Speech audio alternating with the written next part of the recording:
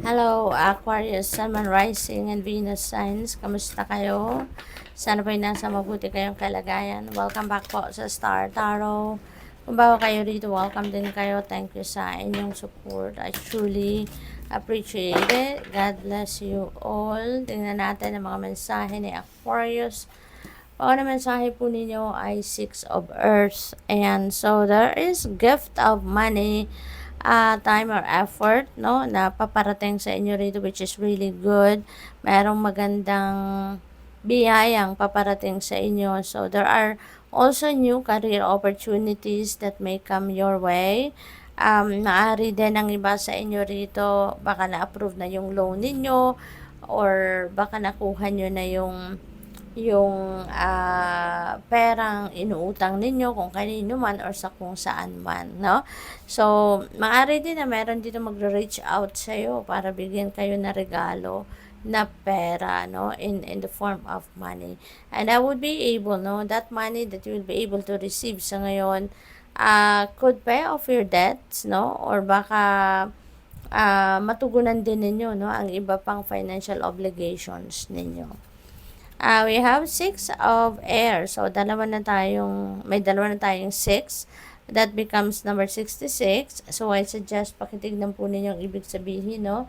Na number 66 for more guidance. Okay?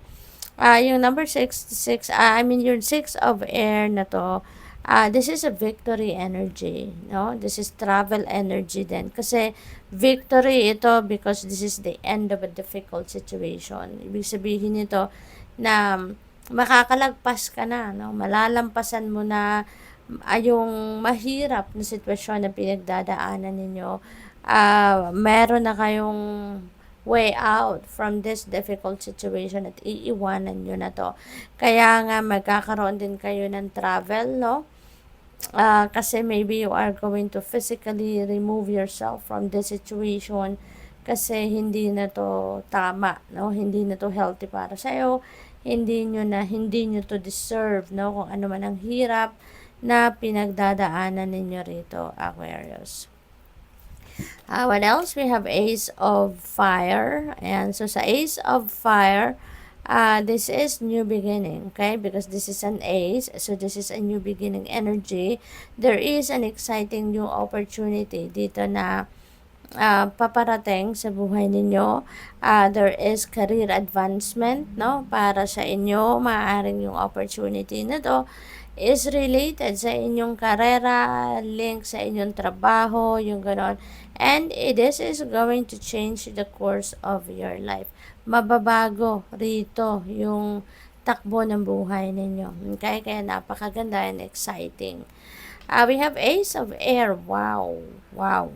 Aquarius. Kapag may pumasok kasi na dalawang aces or more than 2 aces sa isang reading, that signifies that there are amazing events coming your way. This signifies that there are amazing opportunities, news na paparating sa buhay ninyo, kay napakaganda. On this specific energy sa Ace of Air, this is victory energy. Meron talaga kayong mga sitwasyon dito na pagtatagumpayan, hindi lang ito trabaho, hindi lang ito task, no? Sa trabaho ninyo or sa career ninyo, but this could be victory, no? Over obstacles, over sa mga pangyayari sa buhay ninyo na medyo masalimuot, katulad na lamang nito, mapagtatagumpayan nyo itong malagpasan, ma-overcome, kumbaga, no? And may mga brilliant ideas and inspirations, epiphanies na dadating sa inyo rito, at yun ang magiging susi ninyo kung paano ninyo mapagtatagumpayan ang sitwasyon na ito. Alright? So, this is going to be a new beginning sa buhay ninyo. Magsisimula kayo dito ng bagong chapter sa buhay ninyo. Okay? So, we have 10 of Earth. Ayan. So, dito sa 10 of Earth, this is about wealth. No, this is about kayamanan. This is about pera na paparating sa inyo. And you'd be able to financially secured, no? Na yung sarili niyo tsaka yung inyong pamilya. Magiging masaya-masaya kayo dito kasi siguro kung ano yung mga pangangailangan ninyo, kung ano yung needs ninyo, kung ano yung wants ninyo, ay maaaring nandito na, ay maaaring natatamasan nyo na or nakukuha nyo na. Alright? So, this is great energy.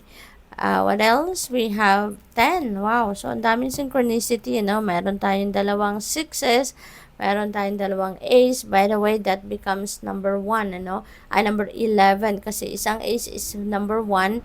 So, dalawang ace tayo. So, meron tayong number 11. Pakitignan din po ninyo yan. So, bale, angel number 66, number 11, which is a master number, at saka angel number 1010. So, ang daming synchronicities ninyo dito, Aquarius. This signifies that there are a lot of insights and information that the universe wants you to read, wants you to know, okay? So, pinadalahan kayo ng synchronicities as well. So, 10 of water, this is really beautiful energy kasi masaya to Masayang pamilya ang magkakaroon kayo sa ngayon. Happy family. Kasi kung ano yung wants ninyo, nandito na, na-receive nyo na siguro or in-experience nyo na. So, yung emotional and material needs ninyo are being met dito. Relationship-wise, maganda yung samahan. Ninyo sa buong pamilya, meron kayong, tawag dito, meron kayong masayang pamilya, harmonious na pamilya, na relationship sa bawat isa. Meron din ditong financial success, material success, na paparating.